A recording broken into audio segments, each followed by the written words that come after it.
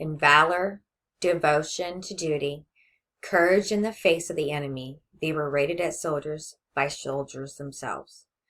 This is a quote from British Major Thomas Coulson on the female Allied agents. My name is Danae Dahlstrom, and I'm going to be talking to you today about women in the military, past and present. In 1782, during the Revolutionary War, Deborah Sampson disguised herself as a man, obtaining her identity by her deceased brother. She was wounded a few times, and she even dug bullets out of her thigh in order to keep her identity a secret. It wasn't until 17 months later that she was badly wounded again and needed medical assistance that she was discovered to be a woman. Sarah Emma Edmonds served as well during the Civil War, disguising herself as a man wearing a uniform. During these times, men asked, why are women swapping the dresses for the uniform? But the fact was, it wasn't until World War I, or the Great War as some called it, that was the most significant time during our human history.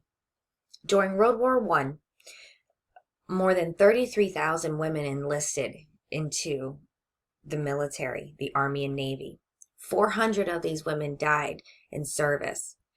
Not only did they enlist, they also worked in munitions factories. They worked in the medical field.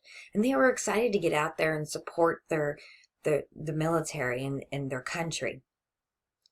They began the Bullets for Ballots, realizing that the petitions to fight for equal rights to vote could also be worth the same on the battlefields.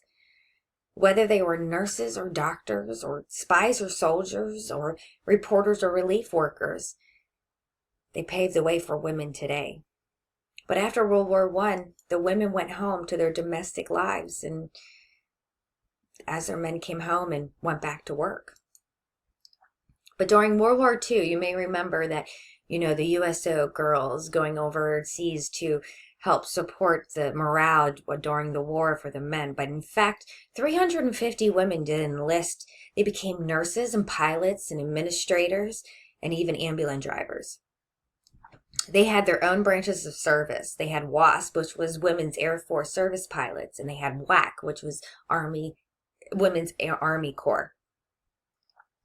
More than 1,000 women flew thousands and millions of miles for WASP. 38 women lost their lives.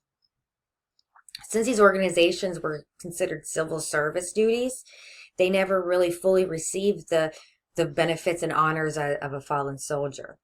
It wasn't until 1977 that WASP did receive full military status, and in 2010, WASP did receive the Congressional Gold Medal, 70 years later. The war wars paved the way for military today. Since 1994, the Pentagon has followed a no combat policy, which states that women were excluded by the assignment in the brigade level. But in 2015, the Secretary of Defense opened up all combat jobs to women. No exceptions. And in March 2016, the integration of women in ground combat was finalized. It took women 250 years to be able to serve their country, without hiding, without denial, without segregation, without their own benefits. Now, women can serve their country with dignity and with respect and with what they wanted to do for the past 250 years. My name's Danae Dahlstrom, and thank you for your time.